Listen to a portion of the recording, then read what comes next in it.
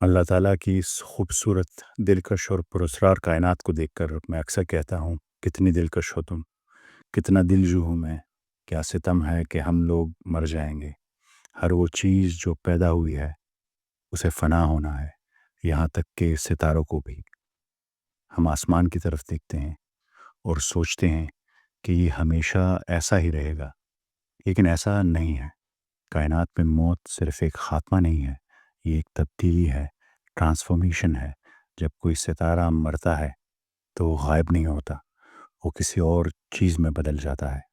قرآن کریم ستاروں کی موت پر بہت زیادہ زور دیتا ہے، لیکن عجیب بات یہ ہے کہ یہ موت کے لیے عام الفاظ استعمال نہیں کرتا، یہ بہت خاص اور منفرد سائنٹیفک ٹرمینالوجیز استعمال کرتا ہے، جیسے کویرت، ہوا، ثاقب، مواقع۔ لیکن کیوں ایک ستارے کی موت اتنی اہم کیوں ہے؟ کیونکہ اگر ستارے نہ مرتے تو آج آپ کا وجود نہ ہوتا۔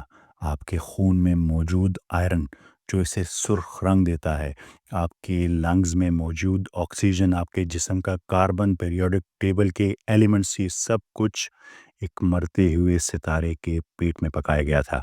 آپ واقعی ستاروں کی راکھ یعنی سٹار ڈسٹ سے بنے ہیں۔ لیکن راز کی بات یہ ہے کہ تمام ستارے ایک ہی طرح نہیں مرتے، کچھ نرمی سے مرتے ہیں، وہ خود کو لپیٹ لیتے ہیں، کچھ شدت سے مرتے ہیں، وہ گرتے ہیں اور پھٹ جاتے ہیں، اور کچھ ایسے خوفناک مانسٹر بن جاتے ہیں جو کائنات کے سینے میں سوراخ کر دیتے ہیں۔ آج غور و فکر کی اس قسط میں ہم اس سفر کا آغاز کریں گے۔ ہم دیکھیں گے کہ ہمارے سورج کی موت اور دیو ہیکل ستاروں کی موت میں کیا فرق ہے، اور قرآن کریم ایک کے لیے کویرت اور دوسرے کے لیے مواقع یا ہوا کا لفظ کیوں استعمال کرتا ہے۔ آئیے سب سے پہلے اپنے ستارے یعنی سورج سے شروع کرتے ہیں۔ آپ جانتے ہوں گے کہ ہمارا سورج بھی ایک ستارہ ہے۔ ایک عام غلط فہمی ہے کہ جب سورج مرے گا تو یہ پھٹ جائے گا یا یہ بلیک ہول بن کر زمین کو نگل لے گا۔ سائنس کہتی ہے ایسا بالکل نہیں ہے۔ مگر کیوں؟ کیونکہ سورج بہت چھوٹا ہے باقی ستاروں سے کمپیریزن میں۔ ایسے کہہ لیں یہ ڈائٹنگ پر ہے۔ اس کے پاس اتنا ماس یا اتنی گریوٹی نہیں ہے کہ وہ خود کو کچل کر بلیک ہول بنا سکے۔ 1930 میں سبرامنیم چندر شیکھر نامی ایک نوجوان فزسسٹ نے ایک عالمگیر حد دریافت کی۔ اس نے حساب لگایا کہ بلیک ہول یا سپر نووا بنانے کے لیے ایک ستارے کا بہت بھاری ہونا ضروری ہے، خاص طور پر اسے سورج سے 1.4 گنا بڑا ہونا چاہیے، یعنی ہمارا سورج چھوٹا ہے۔ یہ قانون ایسٹرو فزکس میں چندرا شیکھر کی حد یا چندر شیکھر لمٹ کہلاتا ہے۔ اسے ایسے لے لیں کہ ایک پل کی طرح سمجھیں جس پر وزن کی ایک حد لگی ہو۔ اگر ٹرک بہت بھاری ہو اور گاڑی بہت بھاری ہو تو پل ٹوٹ جائے گا۔ کائنات میں وہ حد سورج کے وزن سے 1.4 گنا زیادہ ہے، یعنی ہمارا سورج بلیک ہول نہیں بنا سکتا۔ اگر کوئی ستارہ اس حد سے ہلکا ہو جیسے ہمارا سورج، تو گریوٹی اتنی طاقتور نہیں ہوتی کہ ستارے کو توڑ سکے۔ تو پھر کیا ہوتا ہے؟ ستارہ سکڑنے کی کوشش کرتا ہے، لیکن اس کے اندر کے ایٹم ایک دوسرے کو دباتے ہیں اور کہتے ہیں رک جاؤ، یہ ایک دیوار بنا دیتے ہیں جسے الیکٹران ڈیجنریسی پریشر کہتے ہیں۔ ستارہ سکڑنا بند کر دیتا ہے، یہ خود کو سنبھال لیتا ہے، یہ اپنے اندر لپیٹ لیا جاتا ہے، سکڑ جاتا ہے، اور اس کا مرکز سکڑ کر ایک چھوٹی چمکتی ہوئی گیند بن جاتا ہے جسے وائٹ ڈوارف سٹار کہتے ہیں۔ یہ مدھم ہو جاتا ہے، یہ خود میں سمٹ جاتا ہے، یہ لپیٹ لیا جاتا ہے، ریپڈ ہو جاتا ہے۔ اب 21ویں صدی کی لیبارٹری کو چھوڑیں اور 1400 سال پیچھے عرب کے صحرا میں چلتے ہیں۔ خالق کے الفاظ پر غور کریں۔ سورہ تکویر میں اللہ تعالیٰ سورج کے خاص انجام کا ذکر کرتے ہوئے کہتے ہیں بسم اللہ الرحمن الرحیم، اذا الشمس کوورت، جب سورج لپیٹ لیا جائے گا۔ لفظ کوورت کورا سے نکلا ہے، جسے عربی زبان میں ایک بہت ہی خاص عمل کے لیے استعمال کرتے تھے، سر پر پگڑی باندھنا یا امامہ لپیٹنا۔ ذرا سوچیں کہ جب آپ پگڑی لپیٹتے ہیں تو کیا ہوتا ہے؟ آپ کپڑے کو تہ برتے فولڈ کر رہے ہوتے ہیں، آپ اسے دبا کر ایک چھوٹی سی شکل میں کمپریس کر رہے ہوتے ہیں۔ آپ نیچے والی چیز کو ڈھانپ رہے ہوتے ہیں، یعنی اس کی روشنی کو مدھم کر رہے ہوتے ہیں، جیسے وائٹ ڈوارف۔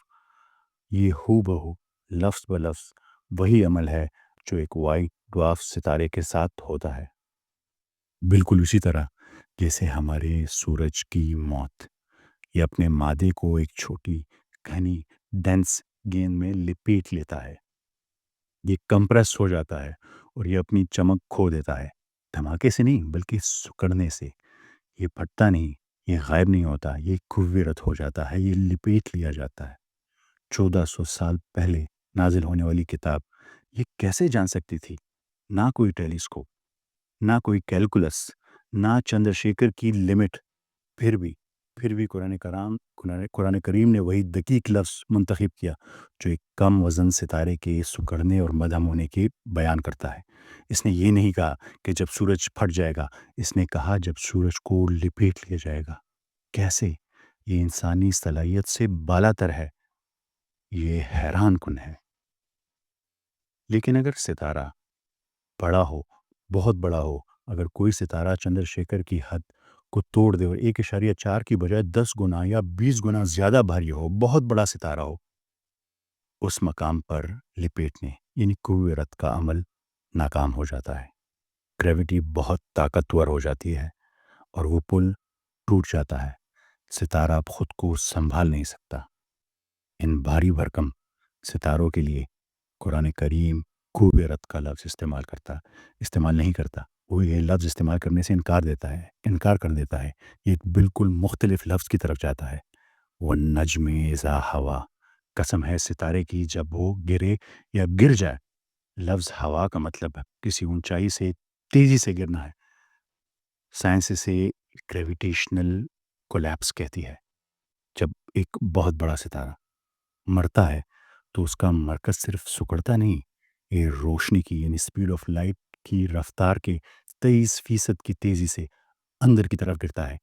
تصور کریں کہ ایک دیو ہیکل، ایک ہیوج عمارت کی چھت 1 سیکنڈ میں دھڑام سے بیسمنٹ پہ آ گرے۔ یہ اچانک گرنا ایک شاک ویو پیدا کرتا ہے جو ستارے کو پھاڑ کر رکھ دیتا ہے۔ اسے ہم سپر نووا کہتے ہیں، سپر نووا بلاسٹ۔ ستارہ پھٹ کر گیس کے ایک بہت بڑے بادل میں تبدیل ہو جاتا ہے جسے نیبیولا کہتے ہیں، اور یہی وہ جگہ ہے جہاں اصل جادو ہوتا ہے۔ یہ بادل صرف مٹی نہیں ہے، یہ ایک کائناتی باورچی خانہ، کاسمک کچن ہے۔ اس میں وہ تمام عناصر موجود ہیں جو ستارے نے اپنی زندگی میں اپنے اندر اپنے کور میں پکائے تھے: کاربن، آکسیجن، آئرن، نائٹروجن اور بہت دیگر ایلیمنٹس۔ پھر گریوٹی اس بادل کو اکٹھا کر کے نئے سیاروں کا نظام بناتی ہے، جیسے ہمارا سولر سسٹم، جیسے ہماری زمین۔ آپ کے جسم کا ہر ایٹم، آپ کی ہڈیوں کا کیلشیم، آپ کے خون کا آئرن اسی دھماکے سے آیا ہے۔ اگر ستارہ گرتا نہیں تو آج شاید آپ یہاں نہ ہوتے، نہ آکسیجن ہوتی۔ یہ سورہ واقعہ کے سب سے گہرے اور پراسرار راز کی وضاحت کرتا ہے۔ آیت نمبر 58 سے 72 تک اللہ تعالیٰ انسان سے زندگی کی بنیادی ضروریات ایلیمنٹس کے بارے میں 4 سوال پوچھتا ہے اسی صورت میں۔ سب سے پہلے، کیا تم نے اس نطفے پر غور کیا ہے جو تم ٹپکاتے ہو؟ کیا تم نے اس بیج پر غور کیا ہے جو تم بوتے ہو؟ کیا تم نے اس پانی کو دیکھا ہے، اس پر غور کیا ہے جو تم پیتے ہو؟ اور کیا تم نے اس آگ کو دیکھا ہے، اس کی لکڑی کہاں سے آئی جسے تم سلگاتے ہو؟ یعنی نطفہ، بیج، پانی، لکڑی، یہ زندگی کی بنیادی ایلیمنٹس ہیں۔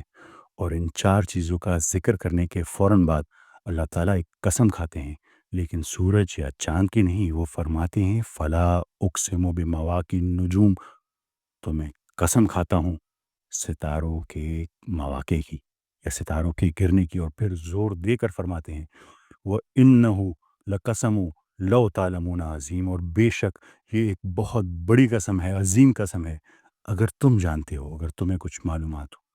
یہ قسم عظیم بہت بڑی کیوں ہے، اور اس کا آپ کے نطفے اور پانی سے کیا تعلق ہے؟ یہی وہ معجزہ ہے۔ ستاروں کے مواقع وہ جگہ ہیں جہاں وہ گر کر مرے اور پھٹ گئے، کیونکہ اس لکڑی کا کاربن، اس پانی کا آکسیجن اس بیچ کے پیچیدہ ایٹم، آپ کے نطفے کے ایلیمنٹس، یہ سب وہی تخلیق ہوئے جہاں ستارے مرے تھے، کہ یعنی ستارے کے گرنے سے اگر ستارے ان مواقع پر نہیں گرتے تو کائنات صرف خالی ہائیڈروجن گیس ہوتی، نہ کیمسٹری ہوتی، نہ بائیولوجی ہوتی، نہ ہی شاید یہ درخت میں اور آپ ہوتے۔ قرآن کریم نے ستارے کی موت کو براہ راست انسان سے جوڑ دیا ہے، زندگی سے جوڑ دیا ہے۔ ذرا اس پر غور کریں۔ 1400 سال پہلے ستاروں کو صرف سجاوٹ کے چراغ سمجھا جاتا تھا۔ کوئی نہیں جانتا تھا کہ یہ ایلیمنٹس بناتے ہیں، یہ تمام کیمیکل ایلیمنٹس بناتے ہیں۔ کوئی نہیں جانتا تھا کہ ہم ستاروں کی راک یعنی اسٹار ڈسٹ سے کام کر رہے ہیں۔ قرآن کریم کو کیسے معلوم ہوا کہ نطفے اور پانی کا تعلق ستاروں کی گرنے سے ہے، مواقع سے ہے؟ اسے کیسے معلوم ہوا کہ یہ ایک عظیم قسم ہے؟ اور پھر آپ کو چیلنج بھی دیا کہ اگر تمہیں معلوم ہو، اگر تم سمجھتے ہو، لو تعلمون عظیم۔ اور آج جدید سائنس کی بدولت ہم جانتے ہیں کہ یہ کیوں اتنی عظیم قسم ہے۔ ہم نے سورج کی موت دیکھی، ہم نے دیو ہیکل ہیوج سٹارز کی پرتشدد موت سمجھی، لیکن کچھ اور بھی ہے، کچھ اس سے زیادہ تاریک، کچھ اس سے زیادہ خوفناک۔ کیا ہوتا ہے جب ایک ستارہ صرف گرتا نہیں بلکہ رکنے سے انکار کر دیتا ہے؟ وہ کون سا ستارہ ہے جسے قرآن کریم ثاقب کہتا ہے، سوراخ کرنے والا، چمکنے والا کہتا ہے؟ اور وہ کون سا نا نظر آنے والا مانسٹر ہے جسے اللہ تعالیٰ خنس کہتا ہے، وہ جو چھپ جاتا ہے، چلتا ہے اور ہر چیز کا صفایا کر دیتا ہے؟